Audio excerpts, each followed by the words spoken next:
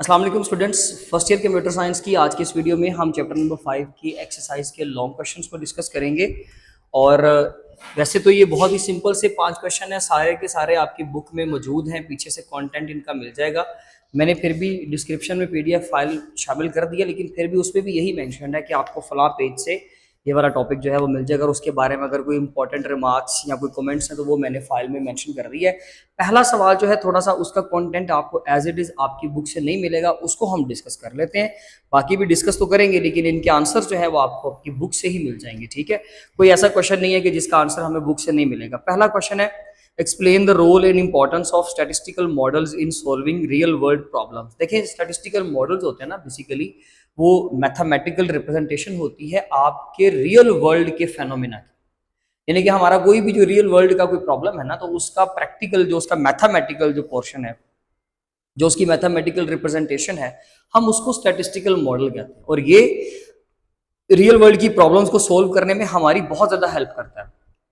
हमने किसी भी तरह की जो है वो डिसीजन मेकिंग करनी है, with the help of this model हम कर सकते हैं। यानी कि हम एग्जांपल ले लेते हैं, जैसे कि हमने लीनियर या लॉजिस्टिक रिग्रेशन का मॉडल क्रिएट किया, तो उसके जरिए से हम अपनी रियल वर्ल्ड के बहुत सारे प्रॉब्लम्स को सोल्व करते हैं।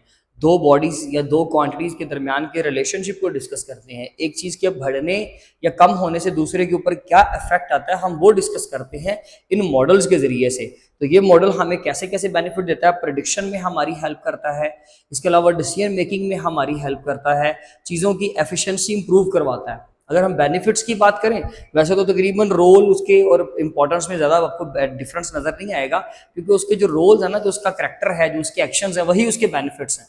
लेकिन बेनिफिट में इंपॉर्टेंस में आप अलग से पॉइंट लिख सकते हो, जैसे कि इम्प्रूव द एफिशिएंसी। यानी कि स्टैटिस्टिकल मॉडल किसी भी सिस्टम की एफिशिएंसी को इम्प्रूव करते हैं। एफिशिएंसी को इम्प्रूव करने से मुराद ये है कि बेहतर अंदाज में काम करवाते हैं, कम से कम वक्त में ज़्यादा से ज़्यादा प्रोडक्शन करवा देते हैं, ज़्यादा से ज़्यादा काम आसानी से करवा देते हैं। फिर इसके अलावा उसमें जो है वो किसी भी चीज़ की जो है वो एरर, जो रिस्क फैक्टर्स जो होते हैं वो बहुत ज़्यादा कम हो जाते हैं, क्योंकि आप लोगों ने पहले से ही किसी भी चीज़ को लेकर, उसके मॉडल से लेकर आपने डाटा, आपने कोई भी चीज़ का रिजल्ट ड्राइव कर लिया होता है। तो बाद में जब हम मॉडल से एक्चुअल वैल्यू लेते हैं तो उसमें कोई बहुत ज़्यादा डिफरेंस नहीं निकलता, अगर मॉडल ठीक हो तो। अगर डेफिनेटली मॉडल आपका आंसर कुछ और दे रहा है, जबकि एक्चुअल वैल्यू आपकी या एक्चुअल इन्वायरमेंट से आपको आंसर, एक्चुअल एक्सपेरिमेंट से आपको आंसर कुछ और मिला है, तो डेफिनेटली वहां पे डिफरेंस को हम एरर बोलते हैं। वो तो होती एरर है, तो उस जगह पे फिर इशू भी आता है। तो ये इस डिफरेंस को अगर हम निकाल दें तो उसके अलावा हमारे पास इसके बहुत सारे बेनिफिट्स हैं। इसके अलावा ये आपको फाइल में सारा इसका प्रॉपर आंसर मिल जाएगा। नंबर 2 पे describe the steps involve in building a basic statistical model linear regression. उन्होंने खुद मेंशन कर दिया कि आपने लीनियर रिग्रेशन के बारे में बताना है। Include details on data collection, model training and evaluation. यानी कि इन तीनों स्टेप्स के बारे में आपने याद रखना है कि हम लोगों ने, और जब हमने अपने पढ़ा हुआ ना बुक के अंदर, उसमें ये तीनों स्टेप्स हमने पढ़े भी हैं। उन्होंने आपको 3 स्टेप बताए हैं कि आपने ये तीनों काम के ऊपर लाजमी जो है इनको इंक्लूड करना है। उसमें एक है डाटा कलेक्शन, सबसे पहले, यानी कि आप सैंपल डाटा कलेक्ट करेंगे। डाटा कलेक्शन करने के बाद नंबर 2 पे फिर हम मॉडल को ट्रेन करेंगे, एंड देन मॉडल ट्रेन करने के बाद हम उससे रिजल्ट्स बनवाएंगे और उन रिजल्ट्स की क्या करेंगे, इवैल्यूएशंस करेंगे। लीनियर रिग्रेशन में हमारी बुक के अकॉर्डिंगली जो एग्जांपल है कि एक फ्रूट सेलर ने एक पर्टिकुलर डे पे नंबर ऑफ द कस्टमर की बेस पर बताना है कि उसकी इनकम क्या होगी, उस चीज को प्रिडिक्ट करने के लिए हमने मॉडल बनाया, लीनियर रिग्रेशन का फॉर्मूला लिखा, और उस लीनियर रिग्रेशन के फॉर्मूले में y is equal to B intercept, यानी कि b0 प्लस b1 आपका स्लोप, x प्लस एप्सिलॉन अगर एरर कोई एग्जिस्ट करती है तो, अदरवाइज हम इतना हिस्सा निकाल देंगे। आपने सारा इसको सोल्व करने का तरीका ये होगा कि पहले लीनियर रिग्रेशन की आप डेफिनेशन दोगे, जैसे कि टॉपिक में चलते हैं, वहां से जाकर देख लेते हैं कि इसकी प्रेजेंटेशन के बारे में हम क्या करेंगे। तो प्रेजेंटेशन का ये होगा जी कि आप लीनियर रिग्रेशन की डेफिनेशन देंगे पहले, देन जो एग्जांपल उन्होंने दी हुई है फ्रूट स्टॉल की, वो आप अपनी वर्डिंग में एक्सप्लेन कर दें, कोई इशू नहीं है। एंड देन डाटा की कलेक्शन।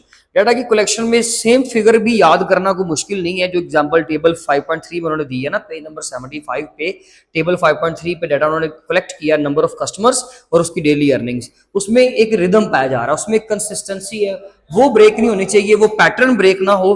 बाकी बेशक आप डाटा जो है आप कह दो जी नंबर ऑफ कस्टमर पहले दिन थे 10, फिर थे 9, फिर थे 8, फिर थे 7, तो आप अपने मुताबिक एग्जाम्पल ले लें, लेकिन वही रिदम जो इस तरफ है वो फ्लो का ख्याल आपने लाजमी रखना है ताकि हमारा आंसर, क्योंकि हमें तो उसको फिलहाल मैथमेटिकली करके देना है, वरना रियल वर्ल्ड में ऐसी कोई भी ऐसा कोई पैटर्न खास करके देखने को नहीं मिलता।